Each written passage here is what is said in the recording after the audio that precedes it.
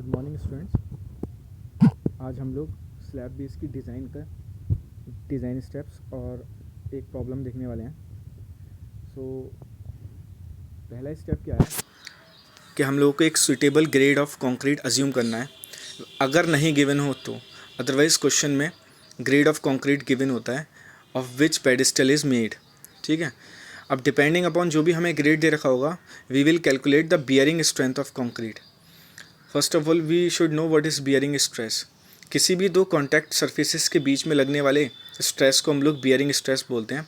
It is different from normal stress, bending stress. ठीक है, तो दो कॉन्टैक्ट सर्फेसिस के बीच में लगने वाली स्ट्रेस को हम लोग बियरिंग स्ट्रेस बोलते हैं। अब आप सपोज़ कीजिए आपने सॉइल के ऊपर एक कंक्रीट का पेडिस्टल रखा है, तो कॉन्टैक्ट सरफेस क्या हो गया, एक तो कंक्रीट का पेडिस्टल यानी कंक्रीट का सरफेस, और आपने उसको किस पे रखा है, सॉइल पे।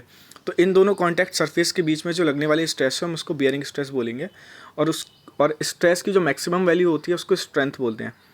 तो हम लोग बियरिंग स्ट्रेंथ को कैलकुलेट करेंगे बाय पेरिकल फॉर्मूला 0.45 FCK, यानी जो हमारी डिज़ाइन कॉम्प्रेसिव स्ट्रेंथ होगी कंक्रीट का उसका 45% हम लोग अज्यूम करते हैं बियरिंग स्ट्रेंथ ऑफ कंक्रीट। ये हमारा फर्स्ट स्टेप होगा to calculate the bearing strength of concrete. फिर सेकंड स्टेप क्या होगा, हम लोग निकालेंगे स्लैब बेस के लिए कितना एरिया रिक्वायर्ड है। तो ये जो एरिया रिक्वायर्ड है it will be a trial value, और इसको हम कैसे निकालेंगे, area is equals to load upon bearing strength of concrete. हम लोगों को पता है कि स्ट्रेस बराबर क्या होता है, stress is equals to load upon area. तो मुझे एरिया निकालना है तो क्या होगा, लोड अपॉन स्ट्रेस, और स्ट्रेस को हमने क्या लिया है यहाँ, बियरिंग स्ट्रेंथ। तो area required will be P upon bearing strength of concrete. यहाँ एक चीज़ फोकस करनी है कि यहाँ पे जो लोड होगा वो फैक्टर्ड लोड होगा, यानी सपोज़ कीजिए आपको क्वेश्चन में कोई वर्किंग लोड दे रखा हो तो आपको उसको 1.5 से मल्टीप्लाई करना होगा टू गेट फैक्टर्ड लोड, और उस फैक्टर्ड लोड की वैल्यू यहाँ पे आपको पुट करनी है। सही है।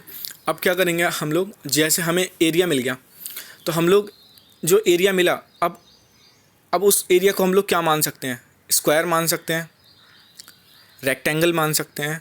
सो हम लोग स्क्वायर या रेक्टेंगल मान के हम लोग उसकी कैलकुलेशन करेंगे।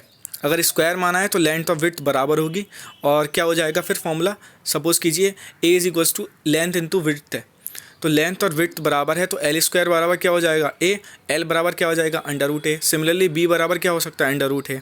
फिर यहाँ पे एक नोट पढ़िए, for economical purpose the projection of base plate beyond the edge a comma b may be kept equal.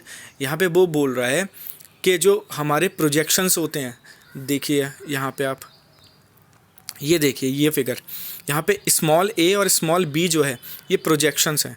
ये जो है जो आपको बी, कैपिटल बी और कैपिटल एल दिख रही है ये हमारा स्लैब बेस का एरिया है, और इसके ऊपर ये जो आपको आई सेक्शन दिख रहा है ये कॉलम है, ये कॉलम का क्रॉस सेक्शन है। ठीक है, तो इस कॉलम के क्रॉस सेक्शन से लेंथ की डायरेक्शन में जो प्रोजेक्शन है वो है स्मॉल ए, और विड्थ की डायरेक्शन में जो प्रोजेक्शन है स्मॉल बी है। तो फॉर इकोनॉमिकल पर्पस हमको ए और बी की वैल्यू इक्वेट करनी होती है।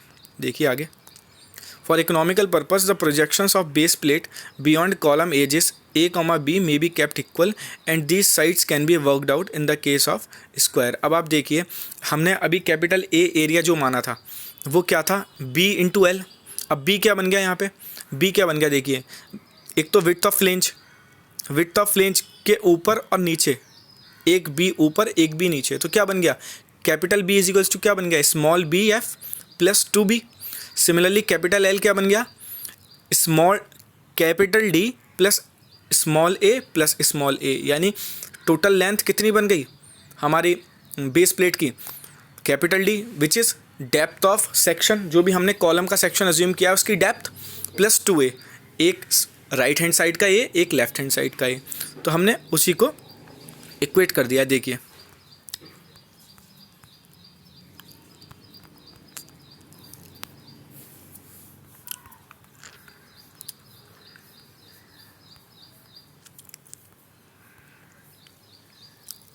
ये देखिए डिज़ाइन स्टेप में, तो in case of square it will be equal to D plus 2a bracket बंद, ब्रैकेट में बी एफ यानी width of flange plus 2b is equals to A.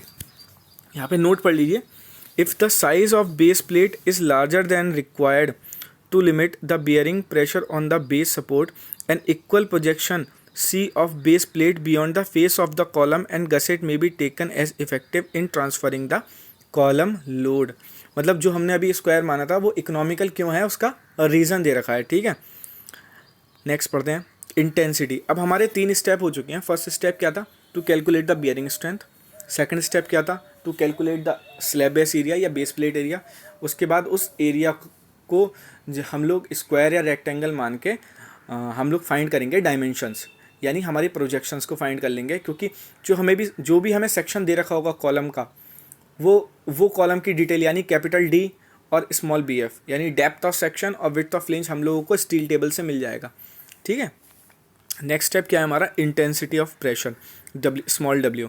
Intensity of pressure can be calculated as, जो हमने factored load है divide by the area required. अब जो हमने पहले निकाला था एरिया रिक्वायर्ड, और जो हमने बाद में कैलकुलेट किया बाई अज्यूमिंग स्क्वायर और रेक्टेंगल, ये A1 वो एरिया है। देखिए A1 क्या है, area of base place provided. एक तो हमने रिक्वायर्ड निकाला था ट्रायल, अब हमने प्रोवाइडेड कितना किया वो हमने थर्ड स्टेप में निकाला है, ठीक है। वो एरिया यहाँ पे पुट करना है और लोड हमारा फैक्टर्ड लोड वही रहेगा कैपिटल P। यहाँ से हमें इंटेंसिटी ऑफ प्रेशर मिल जाएगा। नेक्स्ट स्टेप क्या है, calculate the minimum thickness of the base plate. ये आपका क्लॉज नंबर 7.4.3.1 में मिल जाएगा। T is equals to 2.5 bracket small a square minus 0.3 b square gamma m not upon f y, और इस थिकनेस की value should not be less than thickness of flange of section. जो हमारा column section है उसकी thickness of flange से इसकी thickness कम नहीं होनी चाहिए। अभी स्मॉल ए और स्मॉल बी क्या है हमको पता है, projection in the along the length वो क्या है small A, projection along the width वो क्या है स्मॉल बी, ठीक है। यहाँ पे हम लोग फाइंड कर लेंगे। यहाँ पे एक नोट देखिए, if only effective area of base plate is used then a square minus 0.3 b square is replaced by c square. C square क्या था, ये हम लोग स्टेप 3 के नोट में पढ़ चुके हैं, व्हाट वाज सी। ये भी सी भी एक प्रोजेक्शन था विच वाज इक्वल, ठीक है।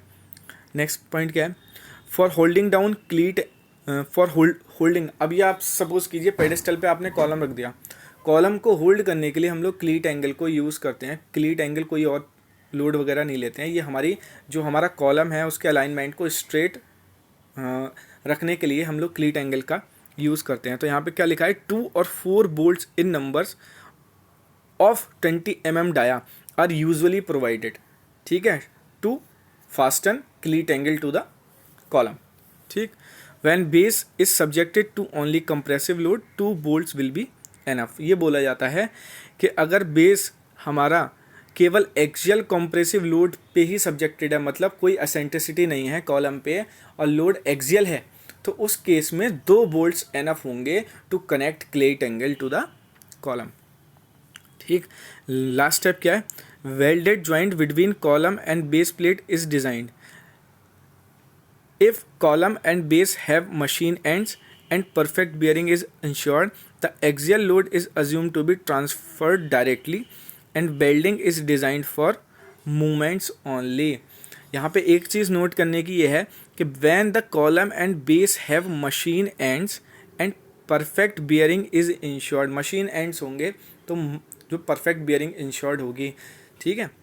और नेक्स्ट क्या है, if perfect however if perfect bearing cannot be assured, the column should be welded to base plate for all the forces, that is for load। वहाँ पे केवल मूवमेंट के लिए किया था यहाँ पे हमने, यहाँ पे उसके अलावा अगर जो हमारी सरफेस है वो अगर रफ़ है या फिर वो बियरिंग जो हमको चाहिए परफेक्ट बियरिंग नहीं है, यानी जो लोड है वो परफेक्टली ट्रांसफ़र नहीं हो पा रहा है, तो उस केस में हमको सारे लोड काउंट करने पड़ेंगे। और अगर हमारा बियरिंग सेफली ट्रांसफ़र हो पा रही है और हमारा जो एंड्स है वो